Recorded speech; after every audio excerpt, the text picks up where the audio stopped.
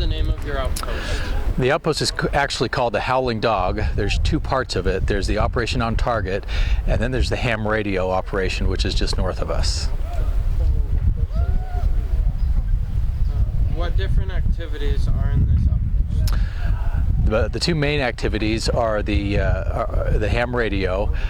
We also do signaling, which is the operation on target. What do the boys get out of attending your outpost? With the ham radio, they learn the basics of ham radio operation.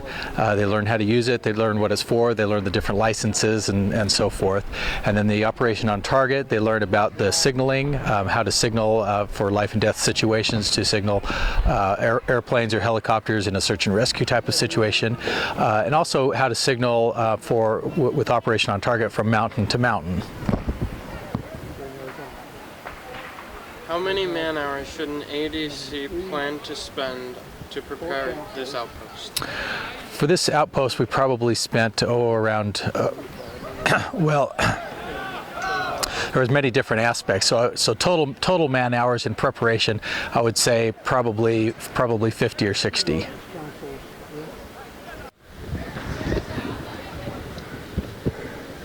What materials do you need for this station? Well, if you can take a look at at what we've got here, we have a 30-foot, 10 by 30-foot canopy that covers the entire activity. We start out with a description of what the on-target activity is all about, and we have some materials that we refer to kind of step by step on how you do that. And we take a few minutes and explain that to our guys, and so you need all of the literature. Most of it is available on the varsity website, on the Mesa Varsity website under Operation on Target, which is what we're doing here, teaching about mirror signaling. And so you need the basic information about that, and we take them through that process, and how to do an activity and be successful with it. And so the guys that are coming to staff it need to understand that process, and so we take some time and teach them how to do that. Then we go to the middle of the activity here. We have a map and compass display with where we teach them about how to orient a map and figure compass bearings and calculate line of sight information between the mountains that they're going to have the signal mirrors on. We take about 15 minutes to do that, and then we move over here to the middle section, or the end section, where we have a bunch of mirror activity and or mirror making materials. We make each guy a 3 by 5 inch mirror and put an aimer on it and teach them how to use that. So each of the young men will come away with one of those, and so you need to be prepared. We use Dremel tools to do that, and so you need power or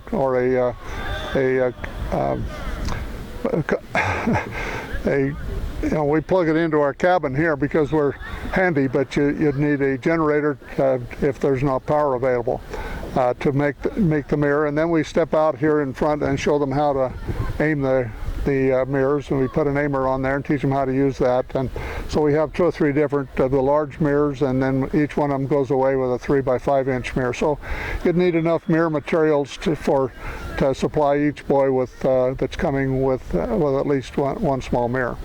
And there's a lot of stuff available. We've accumulated. It's taken us 30 years to accumulate it all, but it's available to be passed on for the next group coming up here. So. Do you need any special vehicles or trailers to get your materials to camp? Just a big enough pickup truck to hold it all, or a trailer. No, nothing special. Just. How many staff members do you need to run this station?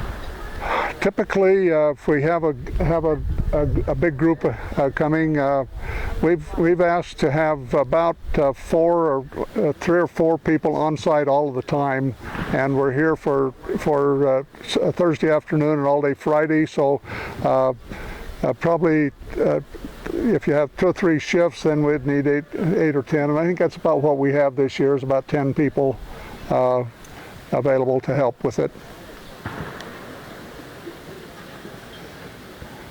What training do you have to give your staff to run this station? Well, we just described some of the things that they need to understand, and we have spent some time yesterday with the boys that are here helping and describe the process. Most of them have had previous operation on target experience, so they understand using mirrors, and it's just a matter of kind of describing the process. So it's not that difficult. Okay, something we pretty much do it on site. Okay, what else? Are there any special BSA certifications you must have to run this station? No, except that one of the things that we do with on target is ham radio, but we have that as set up as a separate station, and so you'd need a ham radio license to be able to operate a ham radio, and it's helpful to understand that. But we're not doing that at this, as part of this activity here. That's all being done as a separate event elsewhere in the camp. But most years we have them pull fairly close together, so it's done jointly. Okay. But no BSA certifications, no. Do you give out any awards at this station?